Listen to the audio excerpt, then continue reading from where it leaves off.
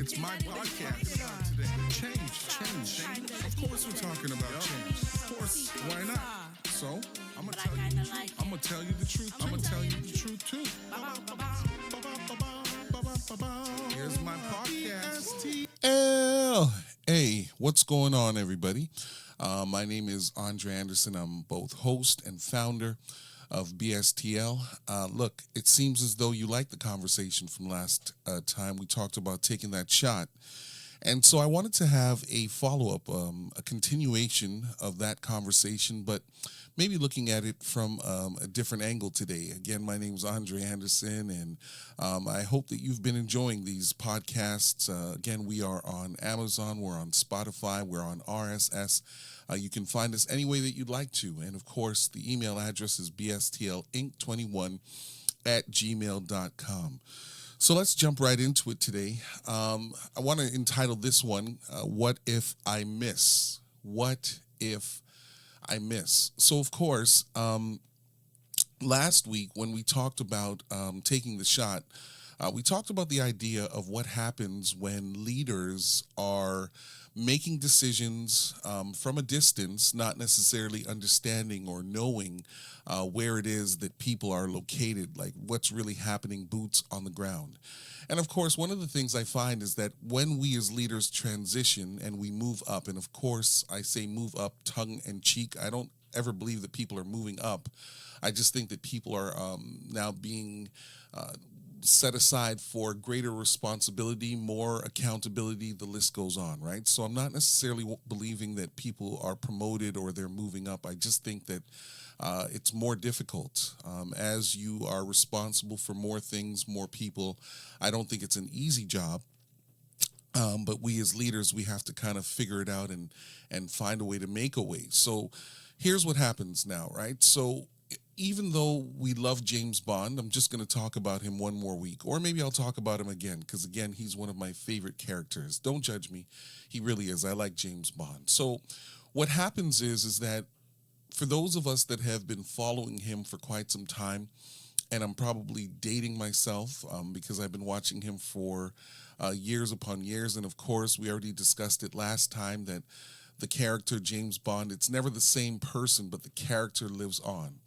You know, one of the things that I like about the character James Bond, and I do like about the organization, I like the fact that they give him a lot of tools, okay? And when I say tools, you know, early in most of these movies, what you'll find is that before he goes out on assignment, he always stops like in the basement of some kind of laboratory. There's a British guy who creates stuff, whether it's a pen that explodes or a car that has rockets or, you know, I don't know, a car that floats. Like, there's always like something being built in the basement of this organization. And I like that, right? So one of the things I really do appreciate about this whole James Bond series, even though I don't necessarily love everything about how they do things as an organization, I really do appreciate the fact that they give him some tools, right? Now, the thing is that the tools that they give him, sometimes they are just prototypes. They're in the process of being developed and used, and they'll say to him, hey, try it out.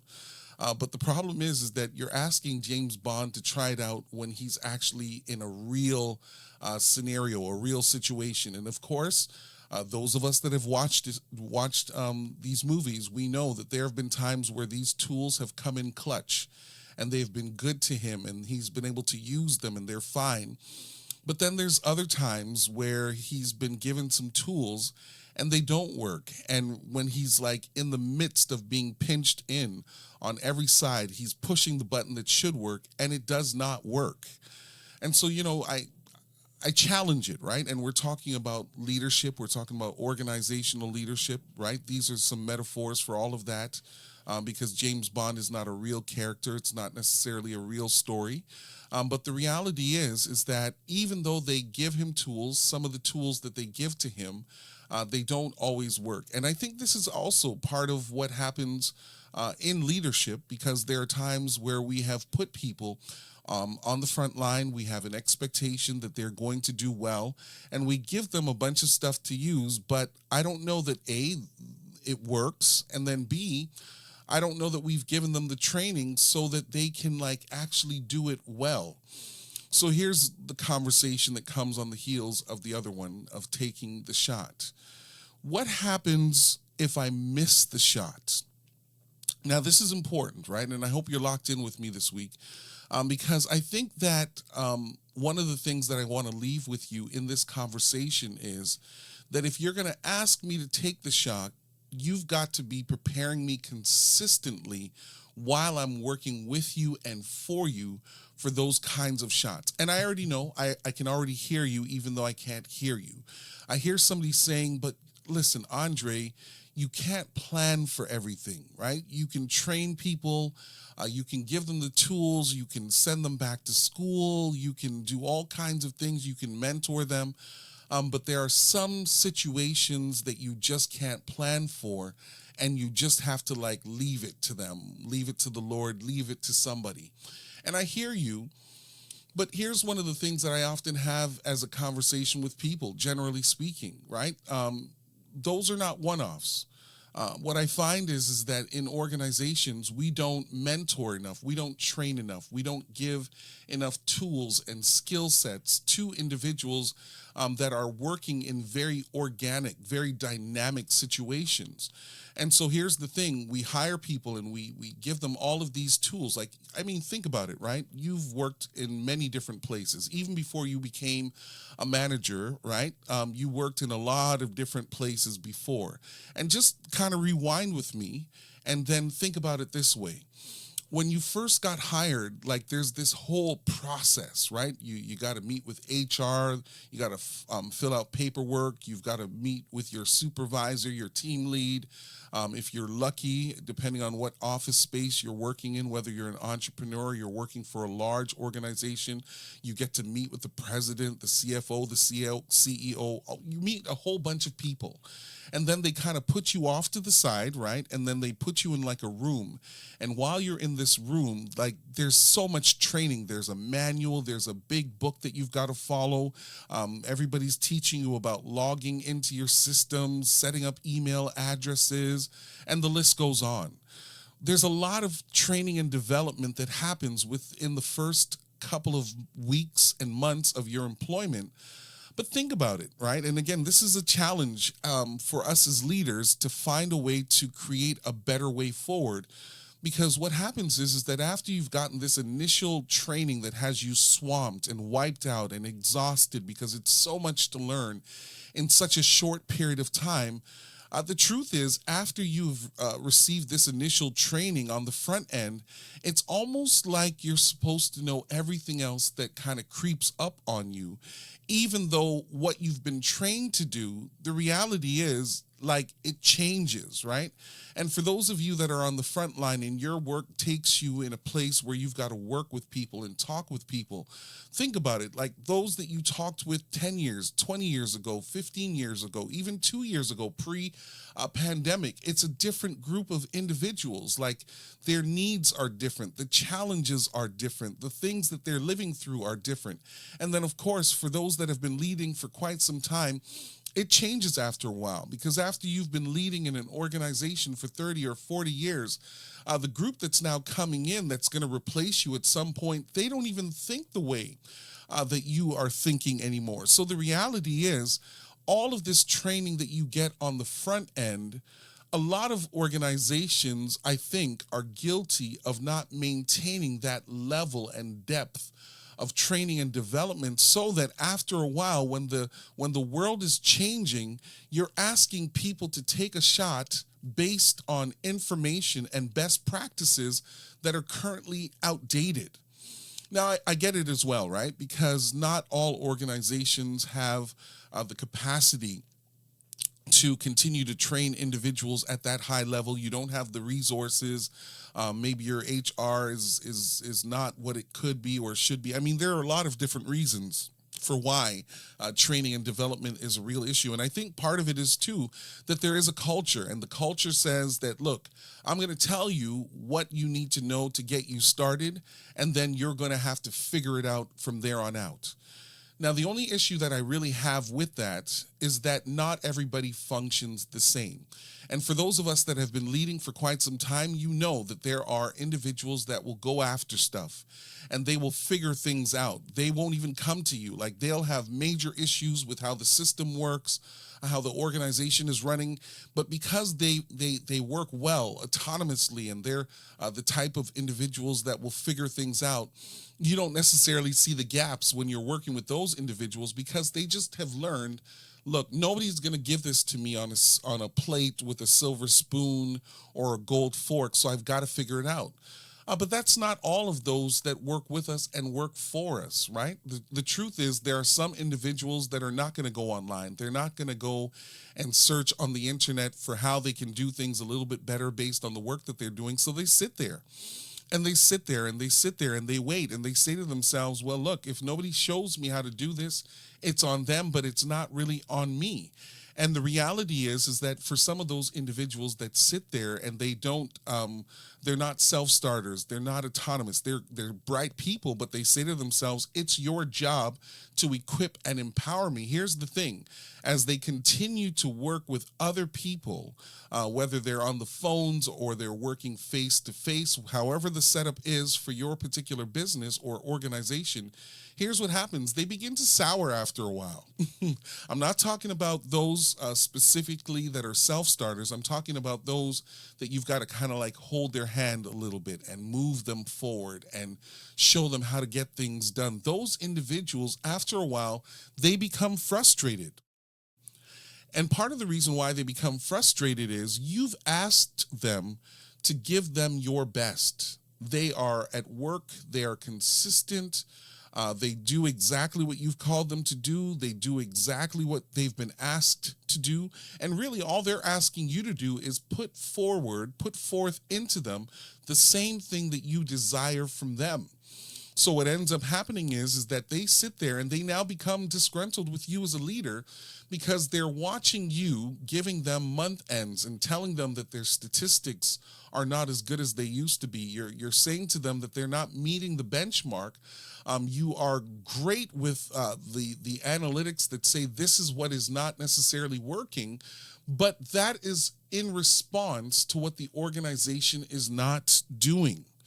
So the reality is you're asking me to take the shot. You're asking me to be optimal. And I'm speaking in the third person now. I'm speaking on behalf of the employee that doesn't have a voice, right? And they want to say something to leaders who are leading them, who have the same expectation of them. They have this idea that you're going to continue to thrive and do well. Here's what they want us to know. How can you expect me to do well, to perform well, to exceed expectations, to do what I'm supposed to do so I can get this 3, 4, 5, 6% rate raise at the end of the year? How do you expect me to do that when you have not given me the skill sets in order to take the shot effectively? Now, this kind of brings us back to James Bond, right? Because you can see those of us that watch these movies, right, these 007 series, we know that there are times where he is literally frustrated on the front lines as he is called to do specific things that put his life in danger. And there are times where you can see that there's an anger. His technology is not working. His earpiece is not working. His gun's not working. His vehicle's not working. The doors aren't locking. There's no way of escape. And yet, from this distance, you've got this headquarters that's like, yo, take the shot. And really what James Bond probably wants to tell them and tell us is, as leaders, you can't expect me to take a great shot without giving me great tools, great training, great development. And I know that it costs companies. I know that it costs us as leaders because at times, depending on what your temperament is, you just kind of want to go into your little cubicle and get your work done and check out at 5 o'clock and hope that everybody's doing exactly what you've asked them to do. But the reality is, for those that feel the changes, the lack of development, the training that is non-existent, those are your frontline workers. And while they are committed when they join on, because I think that most people, no matter where they work, when they first start, unless they have no other choice, right? Because we do know that there are individuals that we hire that if they had a choice, they wouldn't be working with you or for you.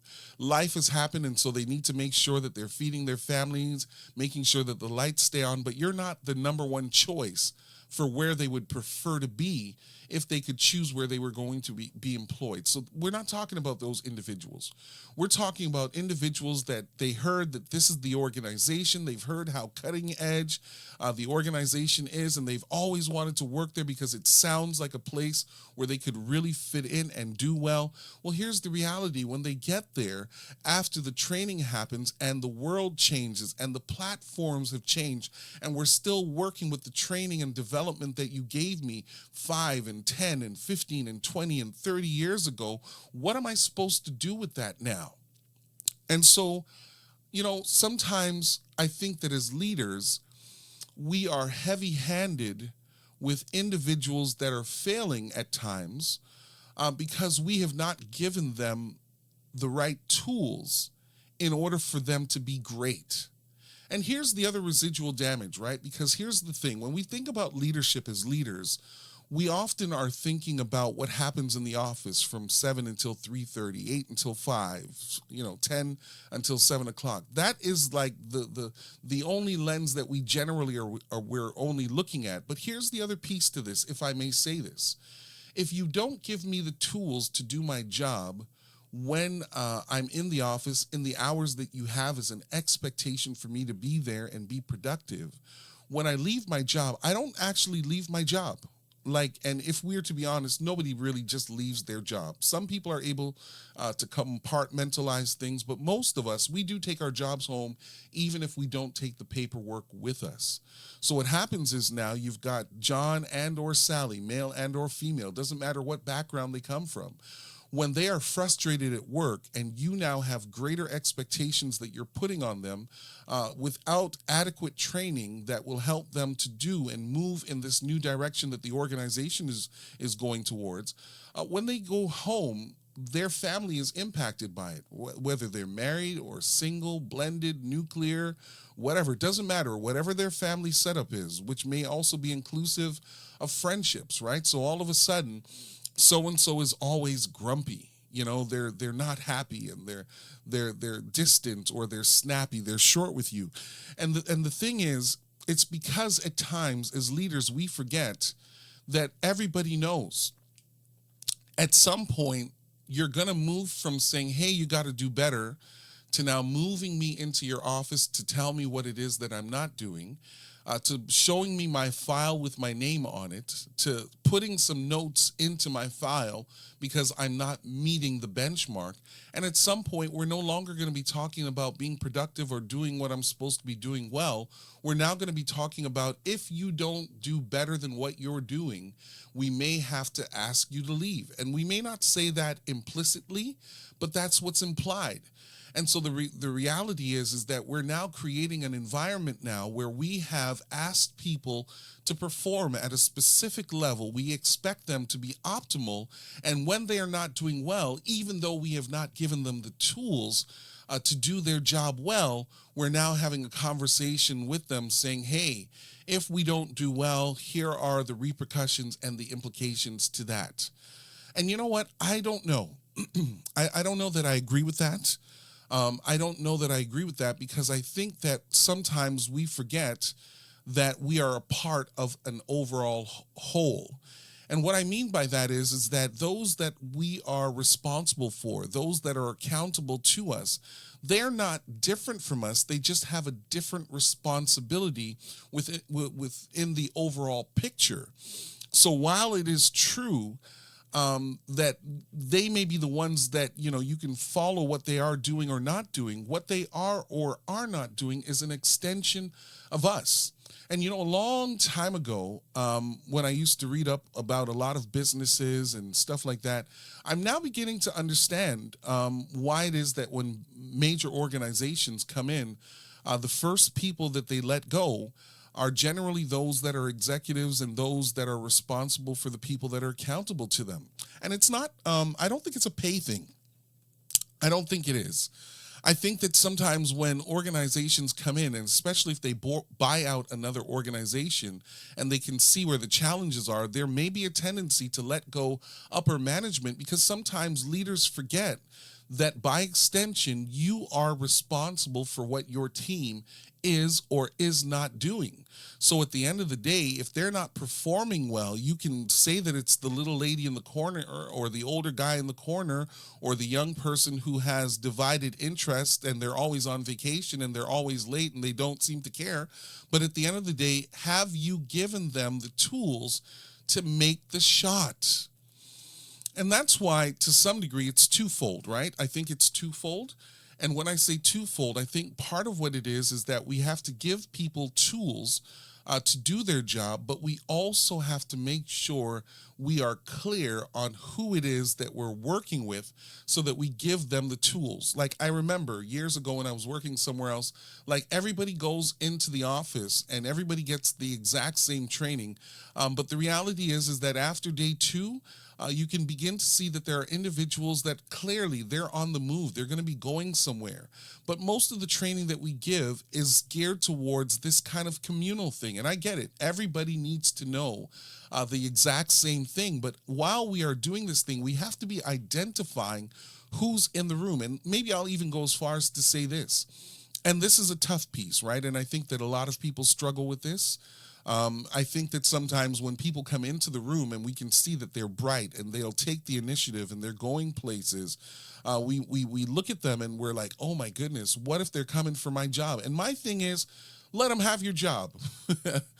Let them have your job. Like, let them literally bump you out of your space so that you have to find something else to do. Because I actually think that's an incredible hat off moment, an incredible moment where you can celebrate that you have actually trained somebody and developed somebody that came in grassroots that now is able to do your job as well as you, and if not better. And here's the other piece too. It's not so much about whether or not they're going to be doing it better than you. By the time they take your job, they're now going to be leading at a time that is completely different than when you started. And so I also want to say this, and this is not necessarily the conversation for today. We have to create, as leaders, an environment whereby people should start coming for our job the moment that they arrive. Like, unless you're that person that never wants to move up, you just kind of want to do that thing, and that's where you want to start and finish, all right, fine, have at it. But there are a lot of leaders that are extremely ambitious, and after a while, when the real culture of the office begins to really sink in, they say, you know what, I'm done. I'm going to take this for what it is. But to the rest of us as leaders who are never satisfied with just being there, and we desire to move forward and move upward. And again, that's tongue in cheek, because I don't think that there's anything upward. I think it's just that you have much more responsibility. But the reality is, we've got to be the type of leaders that are constantly trying to teach people to replace us in our absence. And here's the thing. When we show that if you work hard, you can become the person that has trained you, I think that that's a great message to really have out there. I think that it's cool. I think that it's really, really a good piece that people will say, you know what? I've noticed that in our organization, every 3 to 5 years, it is possible to come in, grassroots, move from team lead, supervisor, manager, VP, whatever it may be. It is possible to be able to grow and move. And here's the thing. I think that the ripple effect to that is that if you are, as a leader, setting and creating that kind of benchmark that says anybody can come in and they can become anything without politics, without selling people out, without throwing people underneath the bus, I think that those kinds of organizations, they thrive. They thrive. I can't remember who said it. Somebody said it recently, somebody like a really big deal, and I'm not misquoting them on purpose. I just didn't know we were going this way in the conversation. But basically what they said was, look, your organization, it's your people.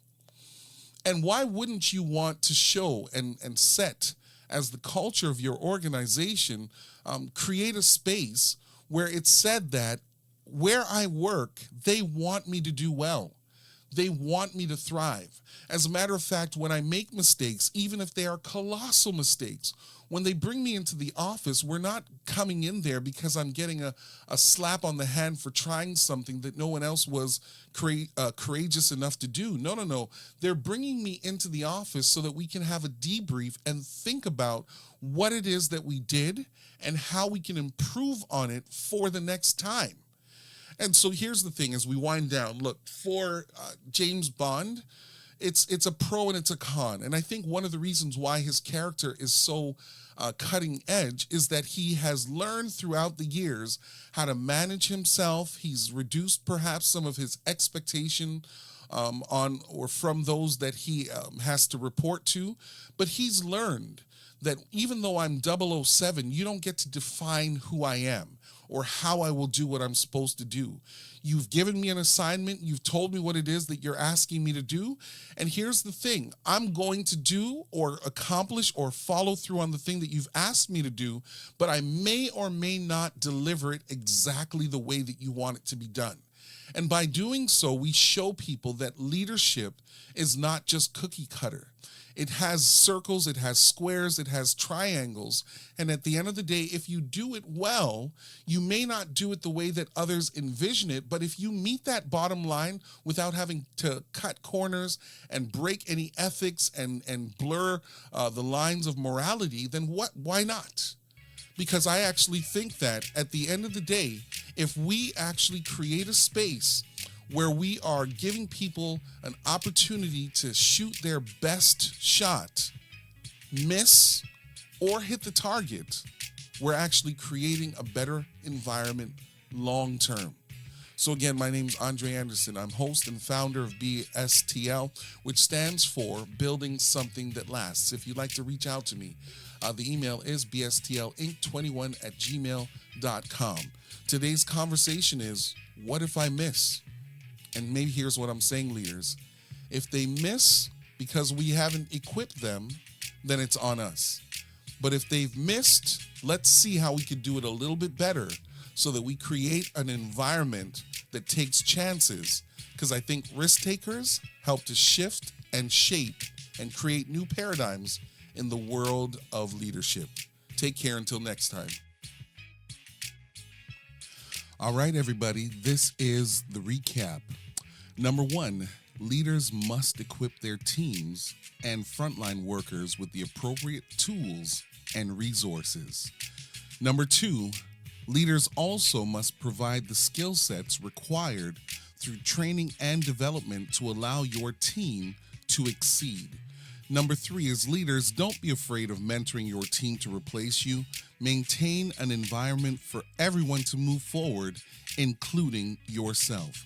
And last but not least, your team may not deliver the way that you intended for them, but if they hit the target, celebrate the victories together. If they miss, regroup and see how things can be done differently and continue to help your organization to thrive. See you guys next time.